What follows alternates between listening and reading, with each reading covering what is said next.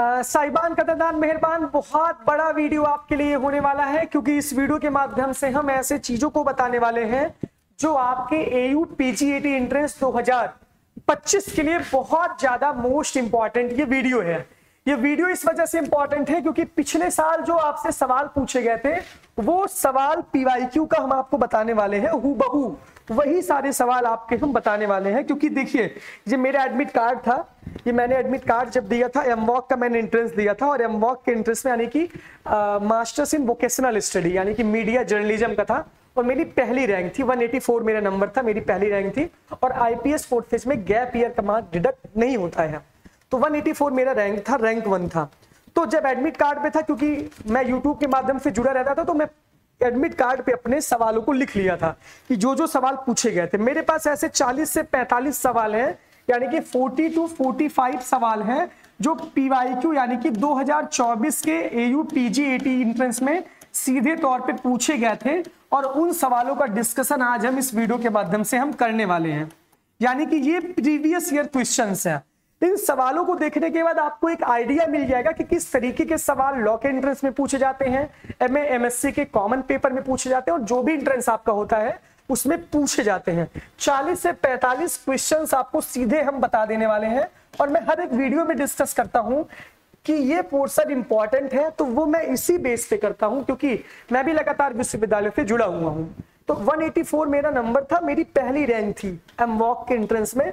अभी मैं जर्नलिज्म का विद्यार्थी हूँ एयू के, और 18 में मैं चुनाव भी जीता था। खैर, जो बीत गई सब बात गई। अब देखिए, इसमें सवाल हम पढ़ दे रहे हैं, सवाल पढ़ने के बाद आप ध्यान से इसको सुन लीजिए, उसको नोट भी कर लीजिए। इसमें जो सवाल आया था, केंद्रीय बजट कुल राजस्व के बीच में अंतर स्पष्ट करें।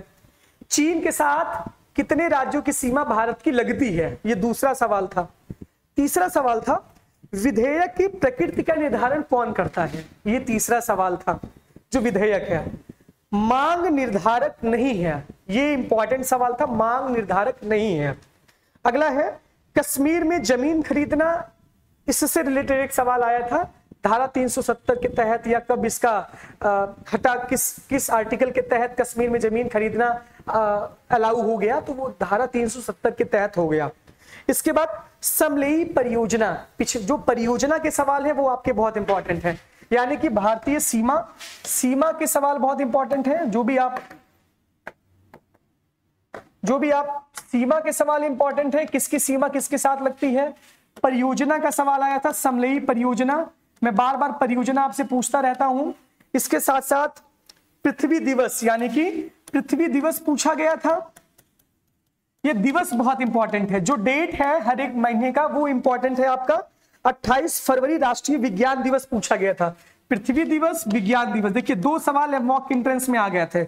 इसके साथ साथ केंद्रीय बजट किस सदन में प्रस्तुत होता है, केंद्रीय बजट किस सदन में प्रस्तुत होता है, ये सवाल आया था पिछले साल।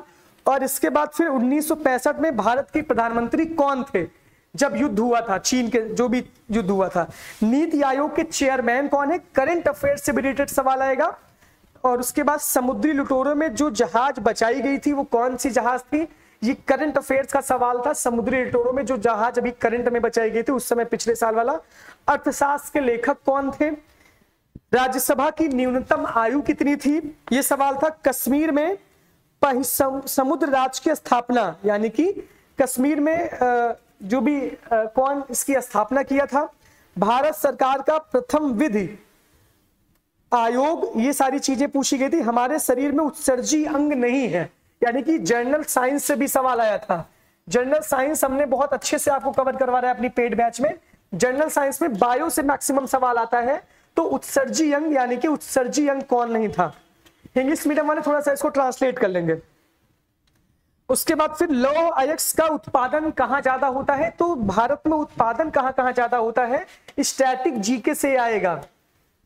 चावल कहां पाया जाता है, गेहूं, कोयला कहां पाया जाता है, ये सारी चीजें। केंद्रीय बजट के पहले वित्त मंत्री कौन थे, ये सवाल पूछा गया था पीवाईक्यू में। अस्थाई अध्यक्ष, मतलब संविधान सभा का अस्थाई अध्यक्ष कौन था। 19वां गुट निरपेक्ष आंदोलन का मेजबान कौन था, ये एक तरीके से जान लीजिए, ये करंट अफेयर से सवाल आया था। इसके बाद ऑस्कर 2024 से ये जरूरी था सवाल। और खेलो जो भी है, ब्रिटिश शिक्षा नीति की शुरुआत कब हुई थी, ये आया था। थॉमस कप किससे संबंधित है, बैडमिंटन से संबंधित है। ये कप वो बहुत इंपॉर्टेंट कप आया था पिछले साल। विश्व पुस्तक मेला की थीम, मैं बोल रहा हूं बार बार, अपने वीडियो में भी बता रहा हूं कि थीम आपसे बहुत इंपॉर्टेंट पूछी जाती है, थीम इंपॉर्टेंट पूछी जाती है।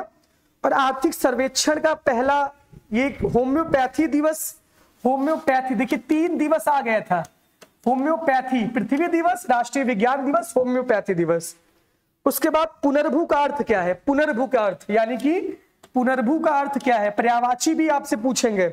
इसके बाद एहोल अभिलेख के लेखक कौन है, ब्रिक्स में कौन कौन से देश हैं, यानी कि अंतरराष्ट्रीय संगठन भी बहुत इंपॉर्टेंट है, ये सारी चीजें। समवर्ती सूची ली गई है किस अनुच्छेद से, किस भाग में। उसके बाद पानी में घुलनशील विटामिन कौन है, ये जनरल बायो से बहुत इंपॉर्टेंट सवाल है। पानी में घुलनशील विटामिन, उत्सर्जी अंग, आरबीसी, डब्ल्यूबीसी, एक साल इसके पहले पूछा गया था। दिवस बहुत इंपॉर्टेंट है। नेहरू समिति का प्रमुख कौन है, ये यूएनओ का मुख्यालय कहां है। इसके बाद अमृत बाजार पत्रिका किसकी है। नदी बेसिन किसका है बड़ा, नदी बेसिन में आपको 4 ऑप्शन, महानदी, कृष्णा, कावेरी, गोदावरी, तो उसमें महानदी का बेसिन ज्यादा है, गंगा नदी का भी बेसिन बहुत ज्यादा है। बेसिन का मतलब होता है जितने एरिया में वो पानी को कवर करती है। इसके बाद आसानुर टर्मिनल पूछा गया था, टर्मिनल से सवाल आया था, जो टर्मिनल बन रहा है, जो भी 4 लेन 6 लेन हाईवे, पुल, ये सारी चीजें बन रही थी। उसके बाद सरस्वती सम्मान, सात्विकम सरस्वती सम्मान, विश्व पर्यावरण दिवस भी आया था, विश्व पर्यावरण दिवस भी आपके पेपर में पूछा गया था।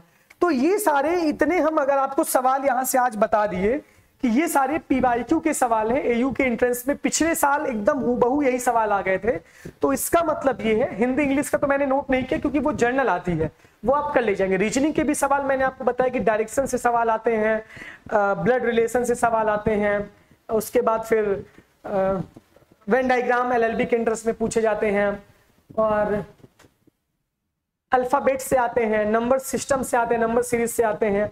तो इस तरीके से रीजनिंग डाइस वाइस नहीं पूछा जाता, ना ताश के पत्ता तक कुछ नहीं पूछा जाता, हेड टेल भी नहीं पूछा जाता। तो प्रोबेबिलिटी मतलब मैथ नहीं आती, जनरल रीजनिंग आती है, मेंटल एबिलिटी जी की आप अपने दिमाग को लगा के कर सकते हैं, इसका संबंध इससे, उसका संबंध इससे, तो इसका संबंध किससे होगा। इस तरीके के सवाल आपके पीवाईक्यू में एयू के पूछे जाते हैं।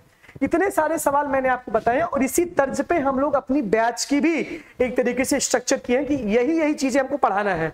हमको दिवस पढ़ाना, हमको परियोजना पढ़ाना, हमको टर्मिनल पढ़ाना, हमको स्टैटिक जीके पढ़ाना, हमको स्टैटिक पॉलिटी, स्टैटिक ज्योग्राफी, सारी चीजें हमको वही पढ़ानी है। तो ये बैच का हमारे इस तरीके से प्रारूप ही वही है। तो ये हूबहू पिछले साल के सवाल हैं, ये आप देख लीजिए, ऐसे आप तैयारी करिए। इससे ज्यादा तो मैं आपको क्या ही बता सकता हूँ, इसके लिए लूसेंट ही रामबाण है।